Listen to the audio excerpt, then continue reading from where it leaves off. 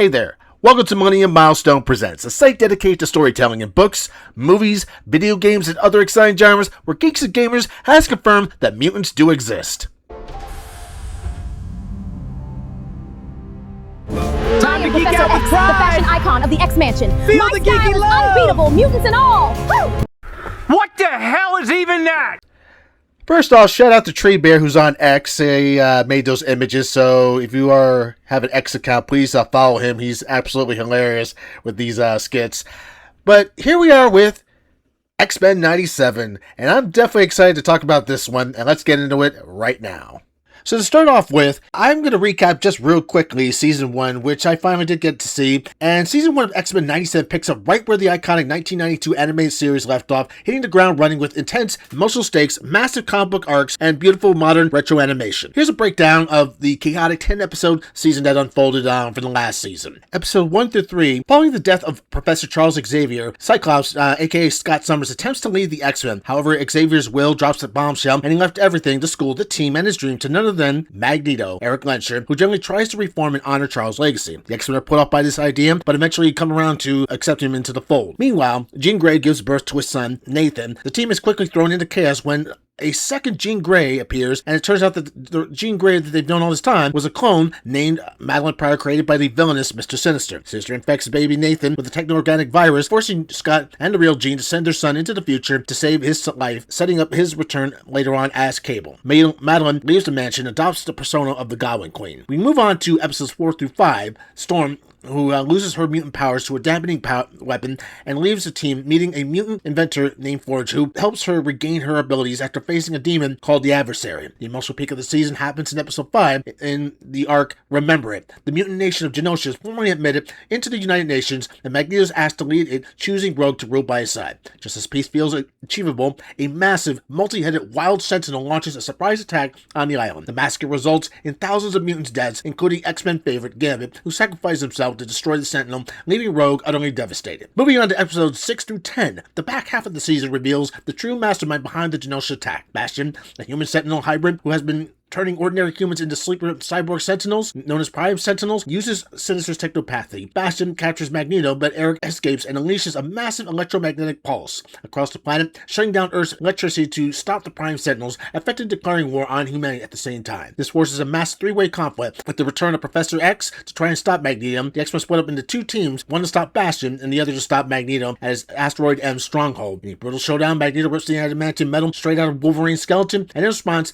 Xavier mentally wipes Magneto's mind to save Loki. And in the final moments, when the X-Men have to stop Asteroid M, which is now crashing to the Earth, no thanks to the United Nations, who decide to fire missiles in a protocol to stop Eric Lensher from launching any more massive attacks on Earth, the X-Men are whisked away into the future and the past, and now we open into Season 2.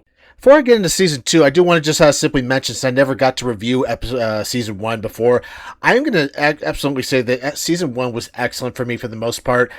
I know there were filler episodes that people complained about, but I feel like they at least do what they're supposed to, which is to develop characters that you otherwise would not get to know in those episodes.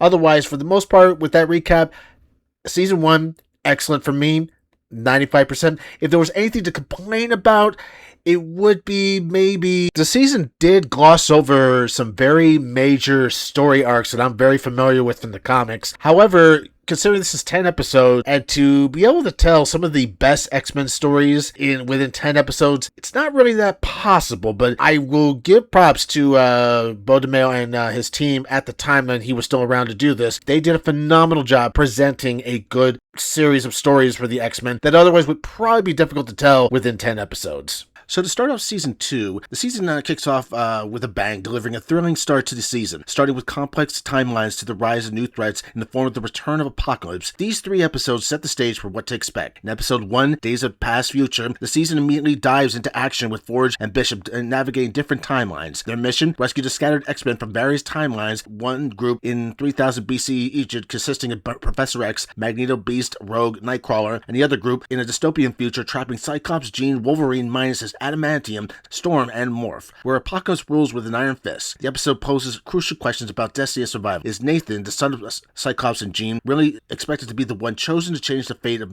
mutant kind and humanity in his desolate world without his parents? Can Cyclops and Jean accept that this is their son's destiny, and will they allow their naturally selfish desires to be a family to get in the way of that fate? In the next installment, Episode 2, The Force to be Reckoned With, we're introduced to the Human Council's secret paramilitary force in the wake of the mutant massacre E-Day from the island of Genosha. A new team known as X-Factor is led Havoc, accompanied by Polaris, Multiple Man, Wolfsbane, and Strong Guy. The team is used to capture mutants and help them to rehabilitate into society. This becomes an issue for Jubilee and Roberto, who are soon confronted by none other than Cable, who was left in the past. He recruits the two to a new kind of team known as X-Force, consisting of himself, Jubilee, Sunspot, Psylocke, Archangel, who hunt down one of Apocalypse's horsemen, Death, to gather intel as to Apocalypse's new plans and his whereabouts. Death is not able to give them much and forces the new team to approach Emma Frost, the Hellfire Club, who is somehow connected to Apocalypse's plans. While she seemingly brings them to a place where she promises to find a clue to Apocalypse's plans, Emma deceives them and alerts X-Factor in a way to protect herself from any legal issues, forcing a direct confrontation with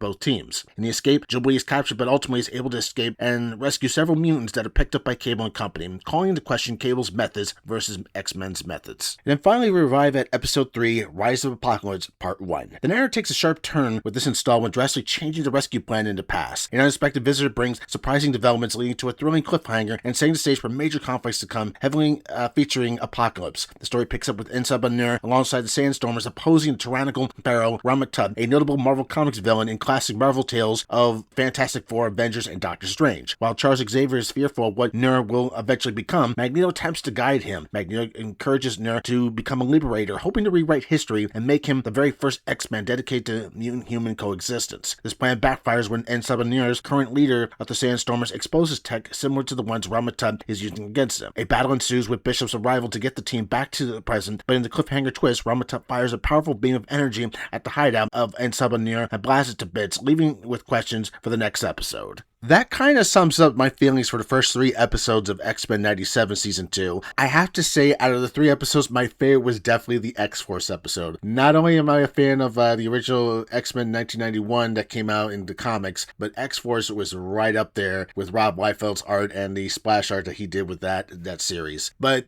in terms of the other 2 episodes, they're very notable. They do bring some stakes to the story as to what's going to happen to the X-Men and their fate. Again, I do see the same issue that was happening in Season 1, where the pacing of these story arcs is definitely a little jarring at times. These are stories that took time to develop within quite a number of months, whereas they're now condensed into small episodes, which again, that could be a good thing, or it could be a bad thing, depending on how the rest of the entire season plays out. I did mention before that sometimes it is difficult to tell a lot of stories within 10 episodes. So I do, once again, give credit to even this team, even if Baltimore had some part of it, but if other teams had involved, kudos to all of them for what they did with this series. It's still turning out to be really good so far for me. So as of right now, these are my overall thoughts on the X-Men series. I am going to let out the rest of the episodes play out until the very end, and then give my overall thoughts to the Season 2 finale. And maybe in the meantime, some of you can tell me in the comments what you thought of the first 3 episodes. Did you thought they were great? Did you find anything interesting that you thought you were not expecting? Or did you even think that this was not a great series? I'd love to hear your comments on that as well. But as always, like, share, and subscribe. And as you